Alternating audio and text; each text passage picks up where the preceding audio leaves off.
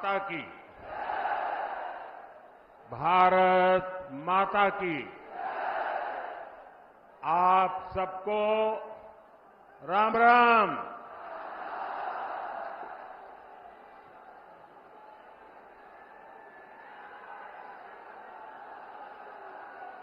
मेरठ की ये धरती क्रांति और क्रांति वीरों की धरती है। इस धरती पर बाबा अवगढ़ धाम उसका आशीर्वाद है। इस धरती ने चौधरी चरण सिंह जैसे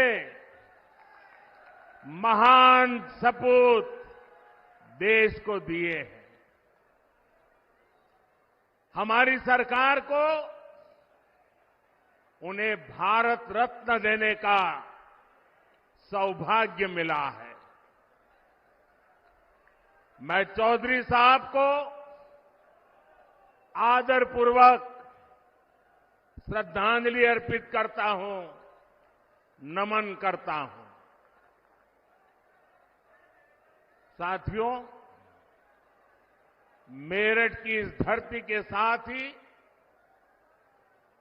मेरा कुछ अलग ही रिश्ता है।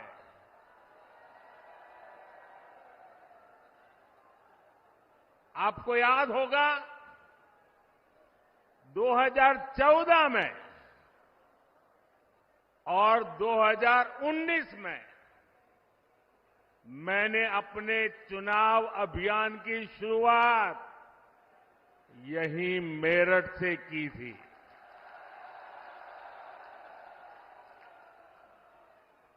अब 2024 के चुनाव की पहली रैली मेरठ में ही हो रही है। साथियों, 2024 का ये चुनाव सिर्फ एक सरकार बनाने का चुनाव नहीं है। कौन सांसद बने, कौन न बने,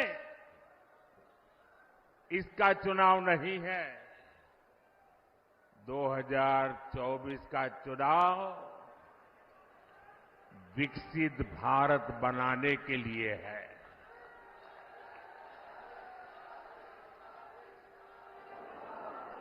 दो 2024 का जनादेश भारत को दुनिया की तीसरी सबसे बड़ी आर्थिक महाशक्ति बनाएगा। मैं आपको याद कराना चाहता हूं, जब भारत दुनिया में 11वें नंबर की अर्थव्यवस्था था,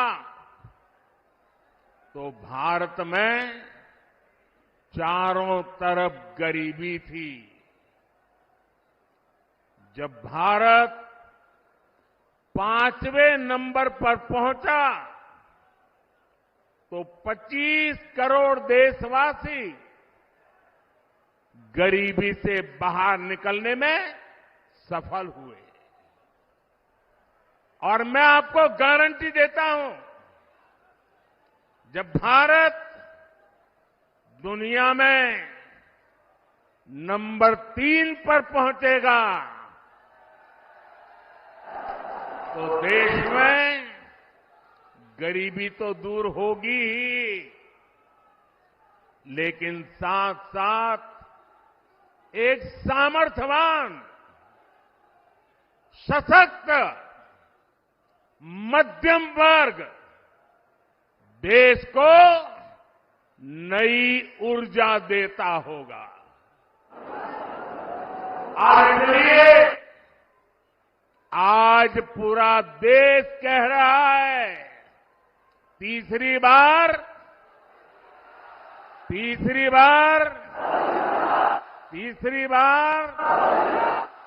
4 4 जून साथियों, मैंने लाल किले से कहा था, यही समय है, सही समय है। भारत का समय आ गया है। भारत चल पड़ा है।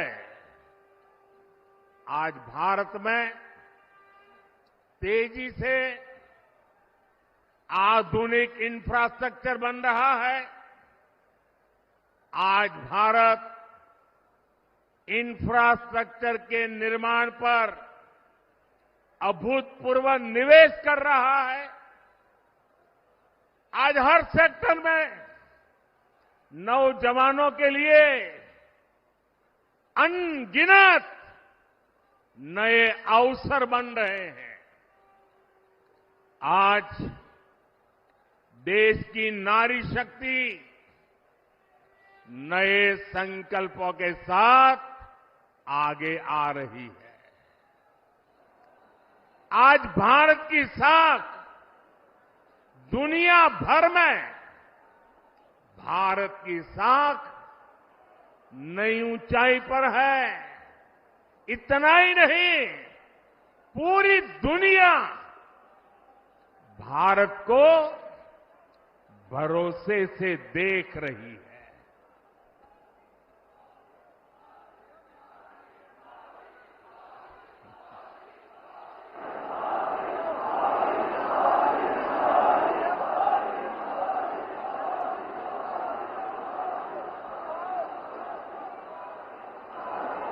हमारी सरकार भी तीसरे कार्यकाल की तैयारी में अभी से जुट गई है। हम आने वाले 5 साल का रोड मैप बना रहे हैं। नई सरकार बनने के बाद पहले 100 दिनों में हमें कौन कौन से बड़े फैसले लेने हैं, इस पर तेजी से काम चल रहा है। पिछले 10 वर्षों में विकास का जो मोमेंटम बना, वो अब और तेजी से आगे बढ़ेगा।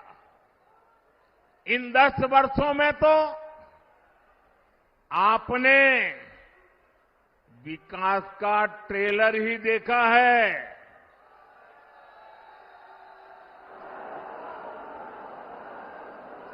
अभी तो हमें देश को बहुत आगे लेकर जाना है।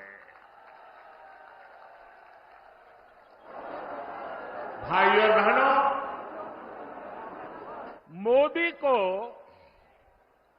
आज की पीढ़ी के साथ ही आने वाली पीढ़ियों की भी चिंता है। देश की आने वाली पीढ़ियों को पुरानी चुनौतियों में अपनी ऊर्जा ना खपानी पड़े, मैं इसके लिए भी काम कर रहा हूं। एनडीए सरकार के 10 साल का रिपोर्ट कार्ड आपके सामने है। इन 10 सालों में ऐसे अनेक काम हुए हैं जिनको पहले असंभव मान लिया गया था। अब आप देखिए, अयोध्या में रामलला का भव्य मंदिर बनेगा।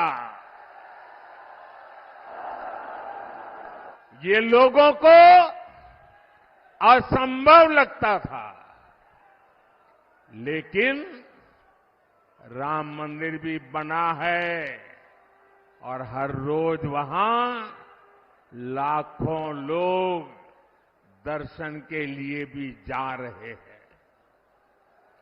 और आपने देखा है, ब्रज में कान्हा और राधा तो हर बार की तरह होली खेले ही। इस बार अवध में रामलला ने भी खूब होली खेली।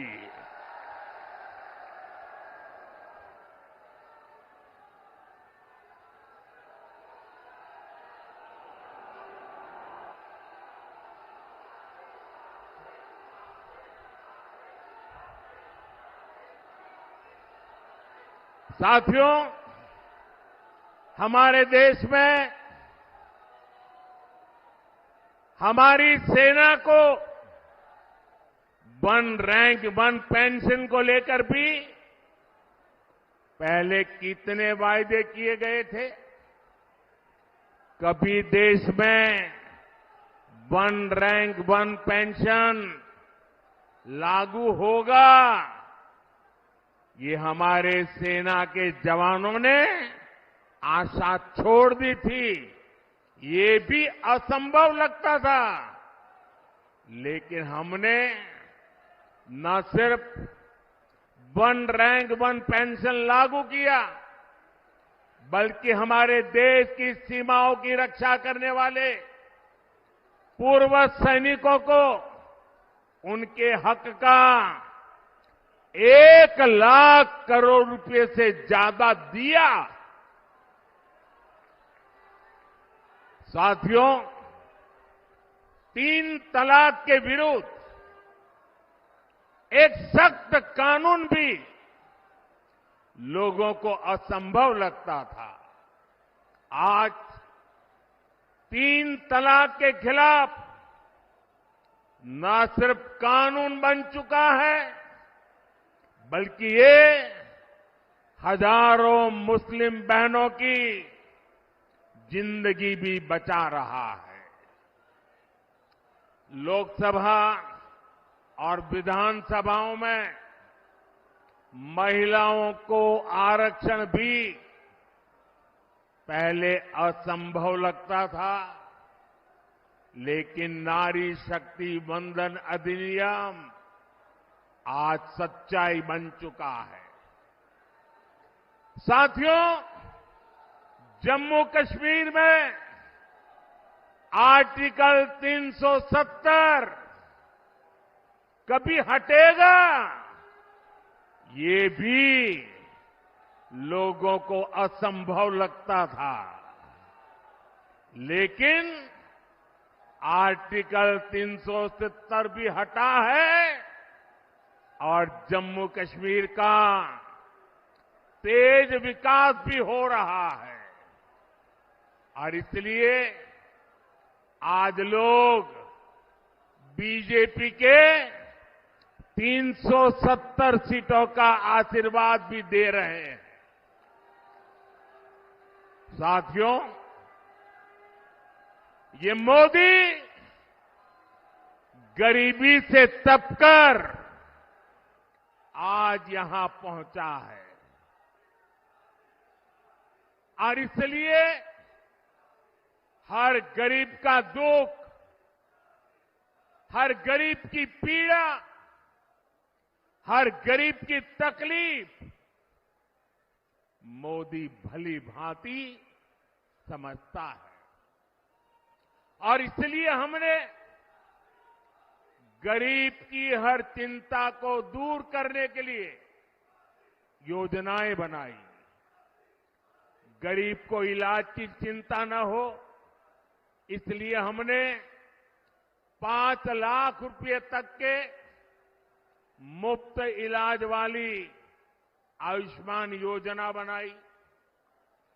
गरीब को राशन की चिंता न हो, इसलिए हमारी सरकार 80 करोड़ जरूरतमंदों को मुफ्त राशन दे रही है। जिसको किसी ने नहीं पूछा, उसको मोदी ने पूजा है।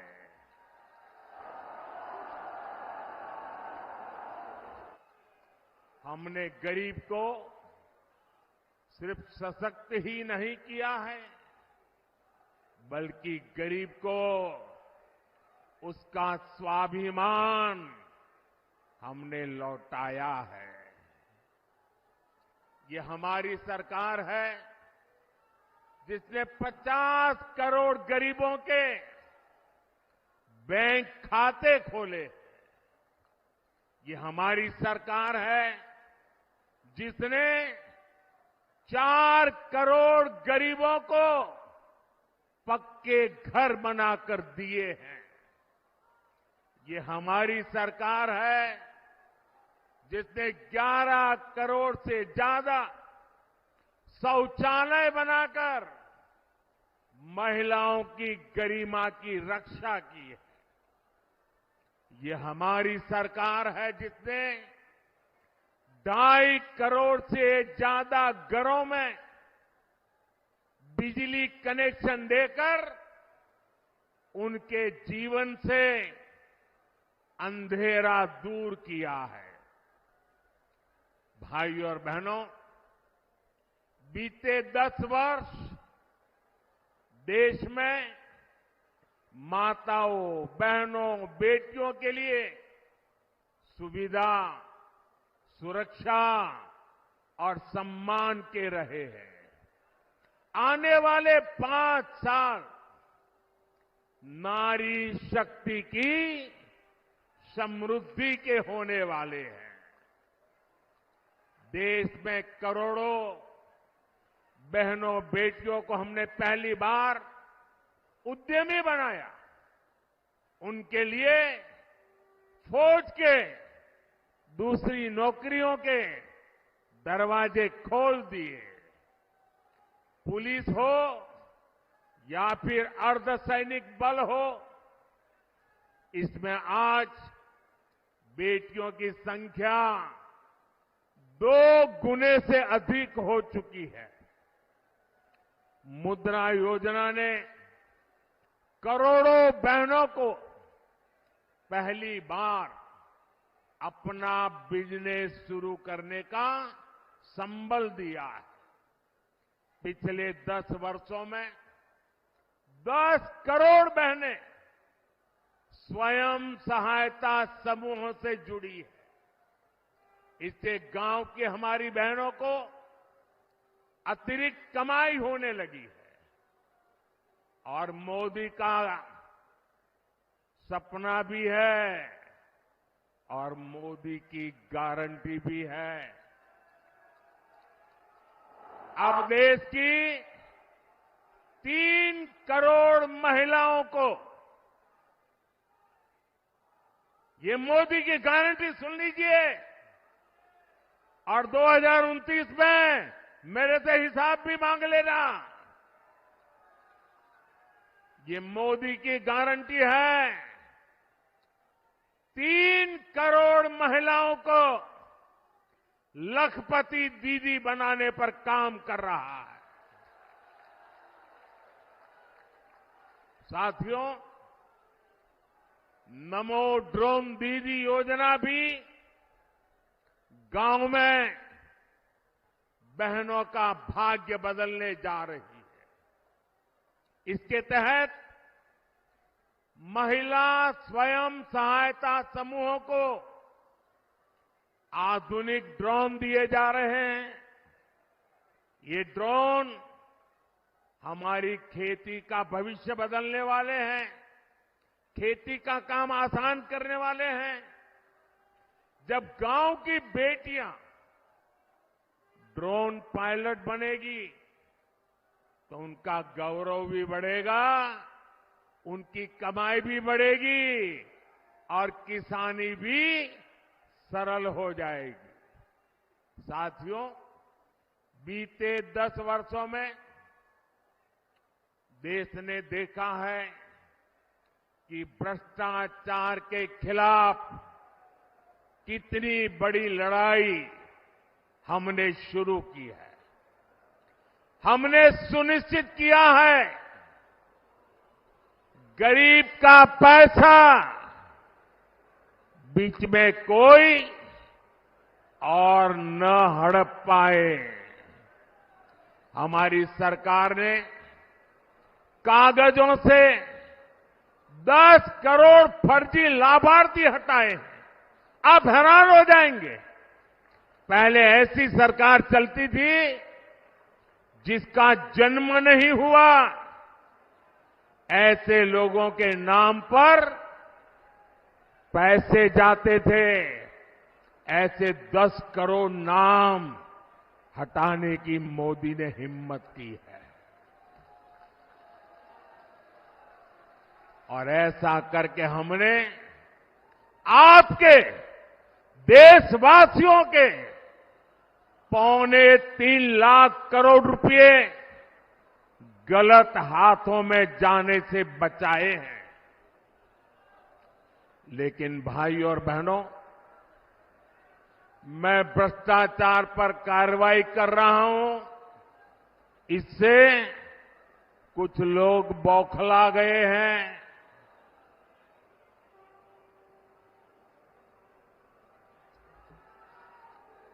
वो अपना आपा खो बैठे हैं। और मेरे प्यारे देशवासियों, मैं कहता हूं, मोदी की गारंटी कहती है, मोदी का मंत्र है, भ्रष्टाचार हटाओ। वो कहते हैं, भ्रष्टाचारी बचाओ। ये चुनाव इन 2 खेमों की लड़ाई है। एक खेमा एनडीए का, जो भ्रष्टाचार हटाने के लिए मैदान में है। दूसरा वो खेमा जो भ्रष्टाचारियों को बचाने के लिए मैदान में है। फैसला आपको करना है।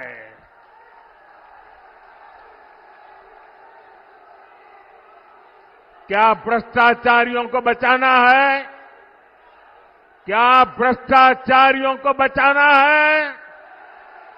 क्या भ्रष्टाचारियों को बचाना है? भ्रष्टाचार जाना चाहिए कि नहीं जाना चाहिए? भ्रष्टाचार हटना चाहिए कि नहीं हटना चाहिए? भ्रष्टाचार खत्म होना चाहिए कि नहीं होना चाहिए? और इसलिए भाइयों बहनों, जब मोदी पूरी ताकत से भ्रष्टाचार के खिलाफ लड़ाई लड़ रहा है, तो इन लोगों ने मिलकर एक इंडी गठबंधन भी बना लिया है। इनको लगता है कि मोदी इनसे डर जाएगा, लेकिन मेरे लिए मेरा भारत मेरा परिवार है।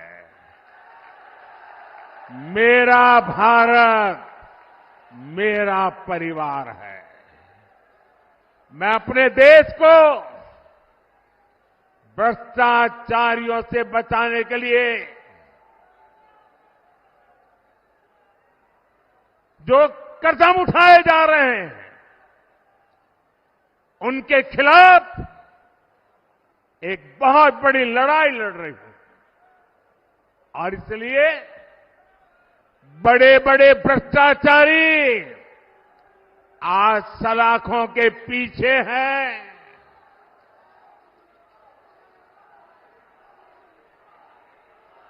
सुप्रीम कोर्ट तक जमानत नहीं मिल रही है। और इसलिए कई बड़े बड़े भ्रष्टाचारियों को कोर्ट के चक्कर लगाने पड़ रहे हैं। और इसलिए पूरे देश में आपने टीवी पे देखा होगा, कहीं बिस्तर के नीचे से नोटों को ढेर निकल रहे हैं, कहीं दीवारों से नोटों के ढेर निकल रहे हैं। और अभी तो मैंने देखा, वॉशिंग मशीन में नोटों के ढेर थे।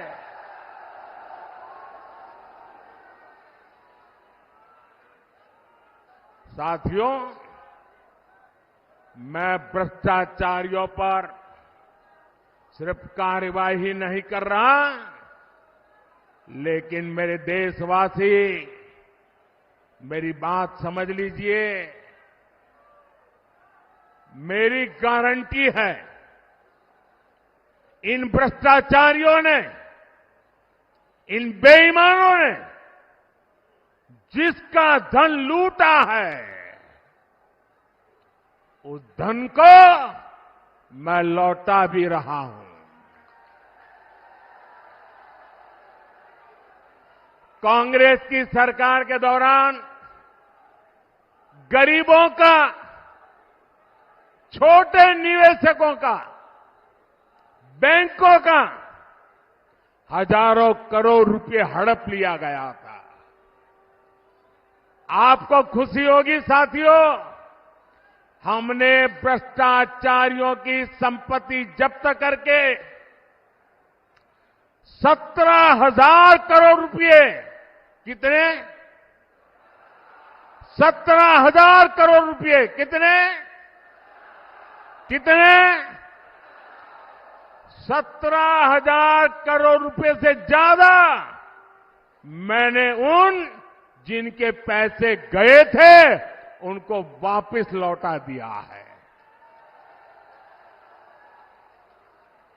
जिनका पैसा गया है उनके पैसे वापस मिले, इसके लिए मैं लगातार काम कर रहा हूं। ईडी ने जो संपत्ति जब्त की है, और अगर रिकॉर्ड मिलता है ये जिसके पैसे हैं उसी से पैसे गए हैं, तो मोदी आपके पैसे वापस दिलवाने के लिए जी जान से लड़ने वाला है। और मैं आज मेरठ की ये धरती, क्रांतिकारियों की धरती, वीरों की धरती से भ्रष्टाचारियों को साफ साफ कह रहा हूं, भ्रष्टाचारी कान खोल के सुन ले। ये मोदी पर चाहे कितने भी हमले करे, ये मोदी है, रुकने वाला नहीं है।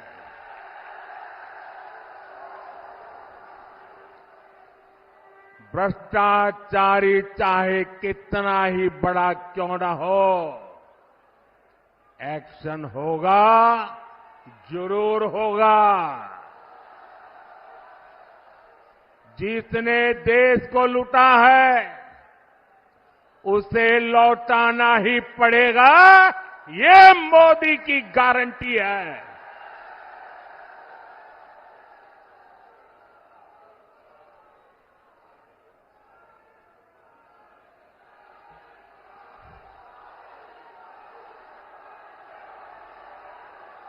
साथियों, मेरठ की इस धरती का देश की अखंडता और एकता से बड़ा रिश्ता रहा है। ये स्वतंत्रता सेनानी वीर मंगल पांडे की कर्मभूमि है। ये धरती धनसिंह कोतवाल जैसे शूरवीर की धरती है। शौर्य की इस धरती से आज मैं पूरे देश को बताना चाहता हूं कि कैसे कांग्रेस और इंडी अलायंस देश की अखंडता और देश की एकता को तोड़ते रहे हैं। आज ही कांग्रेस का ये एक और देश विरोधी कारनामा देश के सामने आया है। तमिलनाडु में भारत के समुद्री तट से कुछ दूर, कुछ किलोमीटर दूरी पर श्रीलंका और तमिलनाडु के बीच में समुद्र में एक टापू है, एक द्वीप है, कच्चा थीवू, अलग अलग नाम भी लोग बोलते हैं, कच्चा थीवू। ये द्वीप सुरक्षा की दृष्टि से बहुत महत्वपूर्ण है। देश आजाद हुआ तब हमारे पास था और ये हमारे भारत का अभिन्न अंग रहा है। लेकिन कांग्रेस ने 4-5 दशक पहले कह दिया कि ये द्वीप तो गैर जरूरी है, फालतू है, यहां तो कुछ होता ही नहीं है। और ये कहते हुए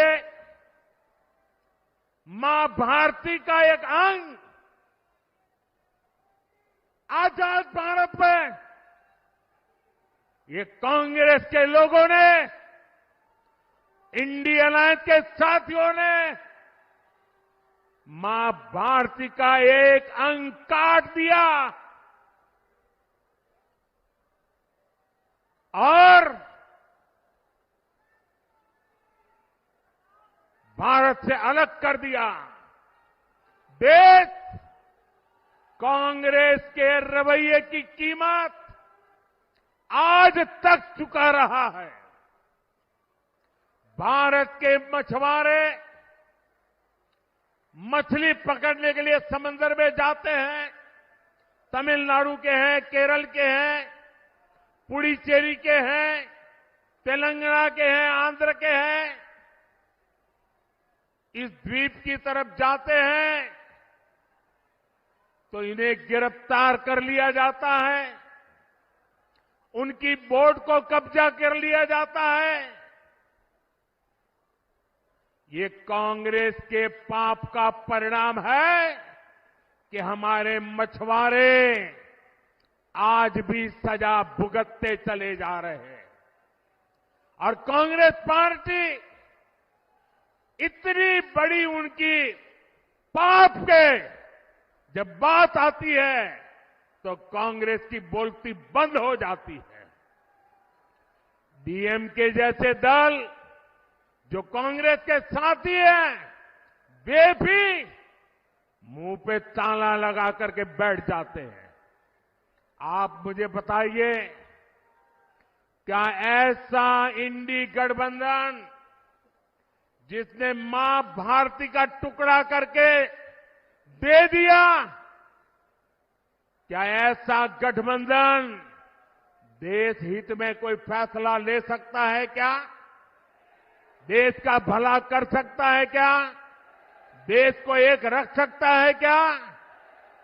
साथियों, इंडी गठबंधन वाले ना देश के जवानों का हित सोच सकते हैं, ना ही देश के किसानों का हित सोच सकते हैं, ना ही देश के मछुआरों का हित सोच सकते हैं। किसानों से नफरत करने वाले इंडी गठबंधन ने चौधरी चरण सिंह जी को भी उचित सम्मान नहीं दिया। जब चौधरी साहब को भारत रत्न पर संसद में चर्चा हो रही थी, तब इंडी गठबंधन ने पार्लियामेंट के अंदर जो किया वो पूरे देश ने देखा है। जब हमारे छोटे भाई जयंत चौधरी संसद में चौधरी चरण सिंह जी के भारत रत्न के सम्मान को लेकर के बोलने के लिए खड़े हुए तो उनकी आवाज को रोकने की कोशिश की गई। भाई जयंत चौधरी को अपमानित करने का प्रयास किया गया। कांग्रेस और सपा को देश के किसान इस क्षेत्र के लोगों की घर घर जाकर के माफी मांगनी चाहिए। और यहां का एक नागरिक कभी भी कांग्रेस, सपा जैसे उनके साथियों को कभी भी माफ नहीं कर सकते। साथियों, चौधरी साहब ने अपना जीवन किसानों की समृद्धि के लिए समर्पित किया था। हमारी सरकार भी किसानों के कल्याण को सर्वोच्च प्राथमिकता देते हुए काम कर रही है। यहां तो इतनी बड़ी अनाज मंडी है, यहां की गुड़ की मंडी सारे देश में जानी जाती है। आप भूले नहीं होंगे कि कैसे आप गन्ना किसानों को परेशान किया गया। गन्ना किसानों के हजारों करोड़ रुपए बकाया होना सामान्य बात हो गई थी। चीनी मिलों को धड़ाधड़ बंद किया जा रहा था, कोड़ियों के भाव बेचा जाता था। मोदी ने किसानों के साथ हो रही ये सारी हेराफेरी बंद करा दी है। साथियों, हम गन्ने की खेती को चीनी और गुड़ तक सीमित नहीं रखना चाहते। हम देश की हर गन्ना बेल्ट को देश की ऊर्जा बेल्ट भी बनाना चाहते हैं। गन्ने से बनने वाले इथेनॉल से गाड़ियां चले, इसके लिए आज देश भर में काम हो रहा है। 10 वर्ष पहले सिर्फ 40 करोड़ लीटर इथेनॉल बनता था, आज 500 करोड़ लीटर इथेनॉल का उत्पादन हो रहा है। इथेनॉल की खरीद बढ़ने से 10 साल में लगभग 70,000 करोड़ रुपए देश के किसानों को मिले हैं। साथियों, हमारा निरंतर प्रयास है कि किसान की लागत कम और लाभ अधिक हो। इसलिए पीएम किसान सम्मान निधि के जरिए यूपी के किसानों को हजारों करोड़ रुपए की मदद की गई है। 500 करोड़ रुपए तो उससे भी ज्यादा अकेले मेरठ के किसानों को मिले हैं। आज यूरिया की जो बोरी दूसरे देशों में 3,000 रुपए तक में मिलती है, वही बोरी हम किसानों को सिर्फ 300 रुपए में भी 300 से भी कम कीमत में दे रहे हैं। आप सभी किसानों की भंडारण की समस्या को दूर करने के लिए भी बीजेपी सरकार ने बड़ा कदम उठाया है।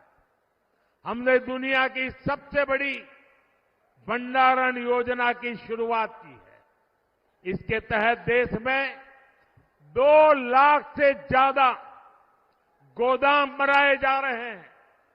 हमारी सरकार मिलेट्स श्री अन्न के लिए जो अभियान चला रही है, उसका भी बड़ा फायदा छोटे किसानों को मिल रहा है। भाइयों और बहनों, एनडीए सरकार आपके पैसे बचे इस दिशा में लगातार काम कर रही है। हमने कम बिजली से ज्यादा रोशनी देने वाले एलईडी बल्ब की योजना बनाई।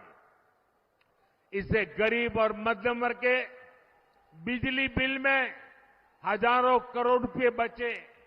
अब हम एक नई योजना लेकर आए हैं और मैं तो चाहूंगा इस क्षेत्र के लोग इस योजना का भरपूर फायदा उठाएं। हमारी नई योजना है पीएम सूर्य घर मुफ्त बिजली योजना। इसके तहत आपके घर का बिजली का बिल 0,